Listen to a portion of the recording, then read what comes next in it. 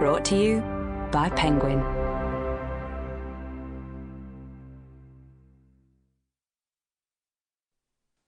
Playing Big. Find your voice, your mission, your message. This is the author, Tara Mohr. Introduction. You know that woman. She's a good friend or a colleague from work. She's smart and insightful. She gets it, whatever the situation at her company, or in her community, or in the news. She has great ideas about what needs to happen. She's high integrity, too. No greed, no temptation to corruption, no big hunger for power. And she's funny, warm, and trustworthy. Sometimes you listen to her talk and think, if only people like her were in charge. So here's the thing. The way you look at that woman, someone looks at you that way. In fact, many people do. To us, you are that talented woman who doesn't see how talented she is. You are the woman who, it's clear to us, could start an innovative company or pull one out of the dysfunction it's in, improve the local schools, or write a book that would change thousands of lives. You are that fabulous, we wish she was speaking up more woman. Playing Big is about bridging the gap between what we see in you and what you know about yourself. It's a practical guide to moving past self-doubt and creating what you most want to create, whether in your career, in your community, or in a passion you pursue outside of work. It's not about the old school notion of playing big, more money, more prestigious title, a bigger empire, or fame. It's about you living with a sense of greater freedom to express your voice and pursue your aspirations. It's playing big according to what playing big truly means to you.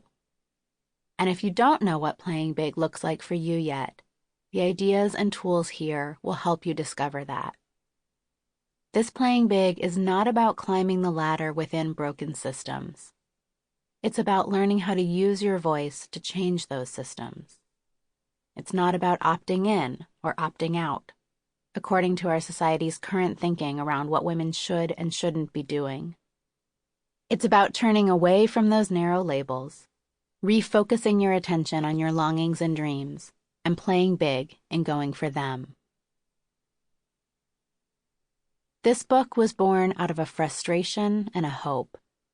The frustration? Brilliant women are playing small.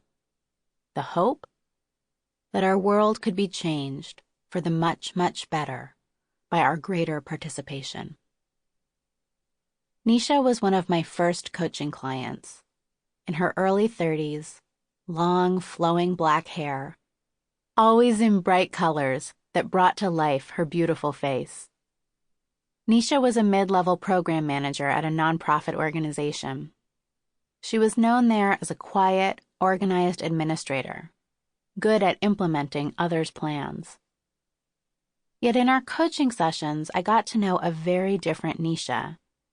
It turned out she was an avid learner who spent much of her free time reading the important journals and books related to her field.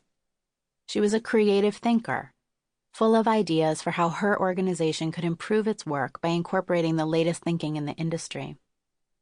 I happened to be very familiar with Nisha's employer, and after just a few meetings with her, could see that she was thinking about the future of the organization in a way that was at least as sophisticated and smart, if not more so, as the CEO and board were. But no one in Nisha's workplace knew any of this. Nisha's ideas and gifts were hidden. They were not making it out of her head and heart and into her organization. Among my coaching clients, friends, and colleagues, I kept encountering women like Nisha, brilliant women who couldn't quite see their own brilliance. Women who were convinced their ideas needed more perfecting or refinement or time before being put into action. Or women who, for reasons they weren't sure of, were not moving forward toward their greatest aspirations and dreams. It bothered me a lot, because I wanted to live in the better, more humane, more enlightened world I knew these women could create. Sample complete. Ready to continue?